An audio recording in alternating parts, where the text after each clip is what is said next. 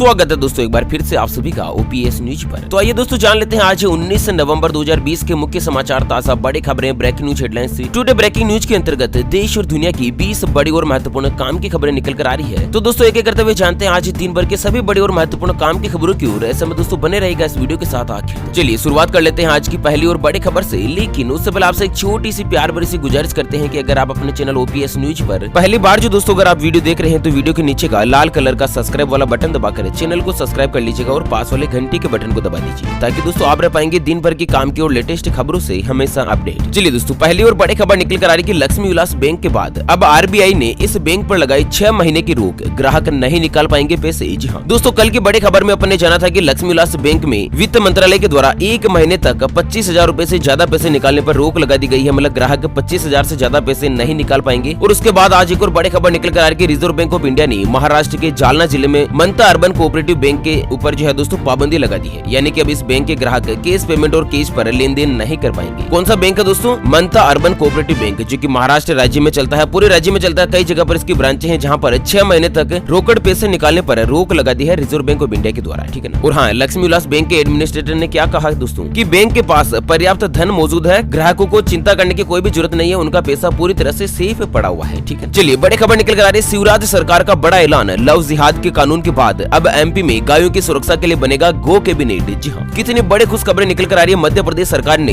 गायों की सुरक्षा के लिए, यानी कि जो काउज होती है ना, उनकी सुरक्षा के लिए, सिक्योरिटी के लिए एक गो कैबिनेट, काउ कैबिनेट स्थापित करने का निर्णय लिया है। और एमपी के मुख्यमंत्री शिवराज सिंह चौहान ने बुधवार को इसका ऐलान करते हुए कहा कि मध्य प्रदेश सरकार ने गायों की सुरक्षा के लिए एक गो कैबिनेट बनाने का निर्णय ले रही है। और गो कैबिनेट बनने के बाद गायों के संरक्षण, सुरक्षा और विकास को बल मिलेगा। मध्य प्रदेश के मुख्यमंत्री शिवराज सिंह चौहान ने ट्वीट करके बताया कि गो कैबिनेट की पहली बैठक जो है ना, वो दोस्तों इसी महीने की 22 नवंबर को यानी कि परसों आयोजित की जाएगी, जो कि आगर मालवा में होगी। और साथ ही सरकार ने इसके लिए 1000 आधुनिक गौशालाओं के निर्माण करने की भी घोषणा करी है। कुल मिलाकर दोस्तों जो गायें सड़क पर घूमती फिरती है ना, उसकी वजह से जो एक्सीडेंट होते हैं और उसके अलावा गायों को संरक्षण नहीं मिल पाता है, उसी को लेकर सरकार ने एक बड़ा फैसला लिया है। दोस्तों एक लाइक तो बनता ही है शिवराज सरकार के इस फैसले के नाम पर। ठीक है ना। चलिए यूको बैंक से बड़ी खबर सामने आ रही है कि घर खरीदने वालों के लिए अच्छी खबर है। सस्ता हुआ यूको बैंक का होम लोन, ब्याज की रेट में 0.25% तक की कटौती। दरअसल दोस्तों सार्वजनिक क्षेत्र के यूको बैंक ने होम लोन पर ब्याज जो है 0.25% तक घटा दिया है। यूको बैंक दोस्तों एक सार्वजनिक क्षेत्र का बैंक है, मतलब दोस्तों इंडिया लेवल पर चलता है, ये कोई छोटा मोटा बैंक नहीं है, सरकारी बैंक के अंतर्गत भी इसका नाम आता है। ठीक है ना। भले ही कर्ज की राशि कुछ भी हो, लेकिन कर्ज लेने वाला कोई भी काम करने वाला हो, यहाँ पर होम लोन के ऊपर 6.90% से ही उनका जो ब्याज है ना वो चालू हो जाएगा। ठीक है। चलिए पंजाब से बड़ी खबर आ रही है, पंजाब में किसानों का बड़ा ऐलान, जारी रहेगा आंदोलन। 33 ट्रेनें रद्द करने के साथ ही 11 ट्रेनों को बीच में रोका, रेलवे को करोड़ों का हुआ नुकसान। जी हाँ, दरअसल पंजाब राज्य में किसानों के आंदोलन के चलते हालात और भी ज्यादा बिगड़ने लगे हैं। समाचार एजेंसी एएनआई के मुताबिक आंदोलन के चलते रेलवे को 33 ट्रेनें रद्द करनी पड़ी है, जबकि 11 ट्रेनों को गंतव्य तक पहुंचने से पहले ही रोक दिया गया है। और इसी बीच किसानों का कहना है कि उनका आंदोलन जारी रहेगा जब तक सरकार उनकी बात नहीं मान लेती। और आंदोलन के चलते रेलवे डिपार्टमेंट का कहना है कि इससे रेलवे डिपार्टमेंट को हर दिन करोड़ों रुपए का नुकसान हो रहा है। ठीक है। चलिए अगली बड़ी खबर आ रही है दोस्तों राजस्थान राज्य से कि राजस्थान की गहलोत सरकार का बड़ा फैसला, बिना परीक्षा के प्रमोट नहीं होंगे छात्र। जी हाँ, दरअसल पिछले साल कोरोना वायरस संकट के चलते दोस्तों लॉकडाउन लग गया था और उसके मद्देनजर सरकारी स्कूल और प्राइवेट स्कूलों में कई क्लास के अंतर्गत दोस्तों एग्जाम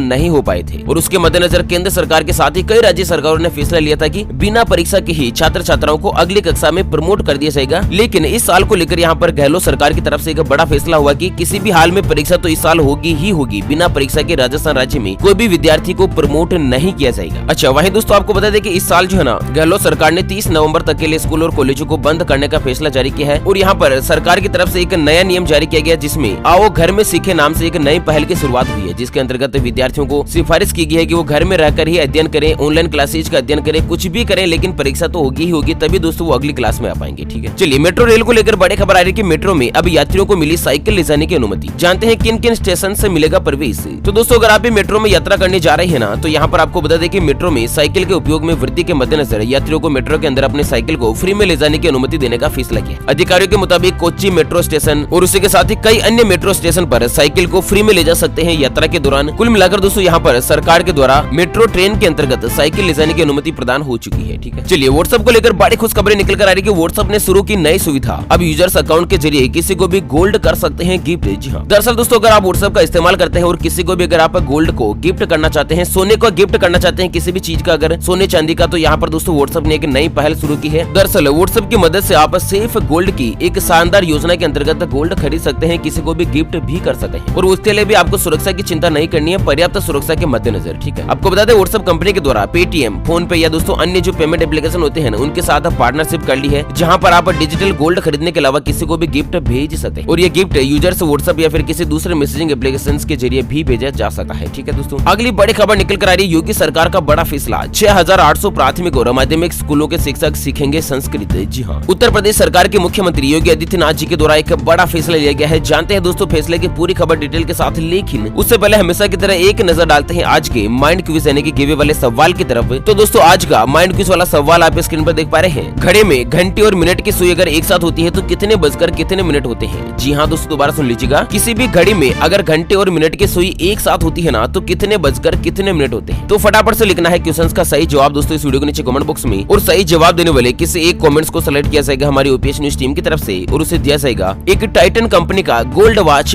बिल्कुल फ्री। जी हाँ दोस्तों, शानदार चमचमाता हुआ गोल्ड प्लेटेड वॉच जो है बिल्कुल फ्री में गिफ्ट के रूप में दिया जाएगा, बिना 1 रुपए भी चार्ज लिए। ठीक, चलिए करते हैं खबरों की तरफ वापस रुक। तो योगी सरकार का बड़ा फैसला, 6800 प्राथमिक और माध्यमिक स्कूलों के जो टीचर है ना, वो दोस्तों उनको संस्कृत सीखने के लिए अनिवार्य आदेश घोषित कर दिया गया है और सरकार इसके अंतर्गत 68 केंद्रों से शिक्षकों के लिए संस्कृत भाषा का प्रशिक्षण शिविर आयोजित करवाने की सहमति जो मिल चुकी है। चलिए अगली बड़ी खबर आ रही है, आलू प्याज की कीमत ने बिगाड़ा आम आदमी की रसोई का बजट, सिर्फ 13 दिन में बढ़े 19 से लेकर 20 रुपए प्रति किलो तक दाम। जी हाँ दोस्तों, हर जगह पर आलू और प्याज की जो कीमत है वो भयंकर बढ़ोतरी हो रही है, सब्जियों के दाम भी बहुत ही आसमान छूने लगे हैं, जिससे कि आम आदमी और गृहिणियों का जो रसोई का बजट है वो बिगड़ चुका है। आपको बता दें फिलहाल यहाँ पर आलू का जो रिटेल भाव वो 45 रुपए प्रति किलो से लेकर 55 रुपए प्रति किलो के भाव बना हुआ है। आज के 3-4 महीने पहले की अगर नजर डालें तो दोस्तों आलू का जो भाव था ना, वो 20 रुपए में 1.5 किलो आलू मिल रहा था, मतलब लगभग 12-13 रुपए किलो आलू का भाव था, जो कि 55 रुपए प्रति किलो हो चुका है। कुल मिलाकर महंगाई किस हद तक बढ़ चुकी है दोस्तों आप खुद जानते हैं। और उसके साथ अगली बड़ी खबर जानते हैं कि किसानों को मिलेगी बिजली पानी की पर्याप्त सुविधा, EESL और DNRE के बीच हुआ समझौता। जी हाँ, दरअसल एक परियोजना शुरू की है जिसमें किसानों को स्वच्छ ऊर्जा के साथ साथ ऊर्जा कुशल पंप सेट भी उपलब्ध करेगा, जो कि पर्याप्त बिजली के साथ ही बिजली की खपत को भी कम करेगा और जो निगम को कोई घाटा वगैरह चल रहा है उससे सुविधा होगी, किसानों को भी पर्याप्त बिजली पर्याप्त मात्रा में मिल पाएगी। ठीक है, उत्तर प्रदेश से बड़ी खबर आ रही है कि 69,000 सहायक शिक्षकों की भर्ती पर सुप्रीम कोर्ट का फैसला, मई में घोषित रिजल्ट पर ही दी जाएगी नियुक्ति। तो उत्तर प्रदेश में जो प्राथमिक शिक्षा मित्र एसोसिएशन ने शिक्षकों की भर्ती प्रक्रिया को लेकर इलाहाबाद हाईकोर्ट के फैसले के खिलाफ सुप्रीम कोर्ट में अपील दायर की थी। इसमें सुप्रीम कोर्ट ने फैसला दिया कि जो 69,000 शिक्षक भर्ती परीक्षा का जो रिजल्ट आया था ना मई में, उसमें जो भी व्यक्ति उत्तीर्ण हुए थे उनको रिजल्ट के आधार पर नियुक्ति दे दी जाए सभी स्कूलों में। ठीक है, चलिए जोमेटो को लेकर बड़ी खबर आ रही है, जोमेटो ने शुरू कर दी है नई सर्विस, रेस्टोरेंट से नहीं लेगी कोई भी कमीशन। तो दरअसल जोमेटो कंपनी जो कि फूड ऑर्डर करती है, आप एप्लीकेशन के जरिए जोमेटो से कोई भी प्रोडक्ट मंगाते हैं, खाने पीने की चीज केवल, ठीक है ना, तो वो आपके घर पर डिलीवर्ड हो जाती है एक निश्चित टाइम के अंतर्गत। तो कंपनी का कहना है कि हमने मार्च में यानी कि जो लॉकडाउन हुआ था उसमें शुरुआत से लेकर अब तक 13 करोड़ से ज्यादा ऑर्डर पहुंचाए हैं और रेस्टोरेंट को राहत देते हुए बड़ा ऐलान किया कि अब रेस्टोरेंट से कोई भी कमीशन नहीं लिया जाएगा। चलिए कोरोना वायरस को लेकर बड़ी खबर आ रही है हरियाणा से कि 13 स्कूलों के 103 बच्चे कोरोना पॉजिटिव, सरकार ने उठाया बड़ा कदम। तो हरियाणा सरकार ने 2 नवंबर से स्कूल खोलने की इजाजत दी थी और 9वीं से लेकर 12वीं तक के स्टूडेंट्स के लिए स्कूल खोलने के आदेश जारी कर दिए थे और साथ ही ये हिदायत भी दी थी कि छात्रों के साथ साथ शिक्षकों को भी कोरोना टेस्ट करवाना अनिवार्य होगा। इसके बाद मानो भूचाल आ गया, बच्चों में कोरोना संक्रमण मिलना शुरू हो गया और 13 स्कूलों में 103 बच्चे कोरोना संक्रमित पाए गए। उसके बाद तुरंत प्रभाव से सरकार ने 16 दिन के लिए स्कूल बंद करने का फैसला किया है। ठीक है ना, कुल मिलाकर दोस्तों यहाँ पर कोरोना संकट के बीच स्कूल खोलना काफी ज्यादा खतरनाक भी साबित हो सकता है। राज्य सरकारों को इसको लेकर दोस्तों डिसीजन जो है वो सोच समझ कर ही लेना चाहिए। चलिए ऑस्ट्रेलिया से बड़ी खबर आ रही है, ऑस्ट्रेलिया में लगाया गया लॉकडाउन, जापान और दक्षिणी कोरिया में तेजी से मामले बढ़े। कोरोना के मामले पूरी दुनिया में कम होते दिखाई नहीं दे रहे हैं, किसी न किसी देश में हर रोज नई पाबंदियां लगाई जा रही है। इसी बीच बड़ी खबर आ रही है कि ऑस्ट्रेलिया सरकार के द्वारा फिर से लॉकडाउन लगा दिया गया है। दोस्तों यहाँ पर 1 महीने के लिए ऑस्ट्रेलिया सरकार के द्वारा कंप्लीट लॉकडाउन के साथ सख्त कर्फ्यू का पालन करवाया जाएगा। चलिए अगली खबर आ रही है, गोवा की पूर्व राज्यपाल मृदुला सिन्हा का निधन, मोदी बीजेपी नेताओं ने जताया शोक। तो प्रधानमंत्री मोदी जी ने पूर्व राज्यपाल मृदुला सिन्हा के निधन पर शोक प्रकट करते हुए कहा कि एक समाज सेवी के अलावा कुशल लेखिका भी थी, जिन्होंने साहित्य और सांस्कृतिक जगत में बहुत ही बड़ा योगदान दिया था। भगवान उनकी आत्मा को शांति प्रदान करे। चलिए मौसम समाचारों को लेकर बड़ी खबर अपडेट सामने आ रही है कि उत्तर भारत में पड़ेगी कड़ाके की ठंड, शीत लहर लेगी घेरे में। तो दोस्तों यहाँ पर पहाड़ों पर बर्फबारी के साथ ही दिल्ली, उत्तर प्रदेश, पंजाब, हरियाणा सहित समूचे उत्तर भारत में ठंड जो बढ़ गई है और उसके मद्देनजर यहाँ पर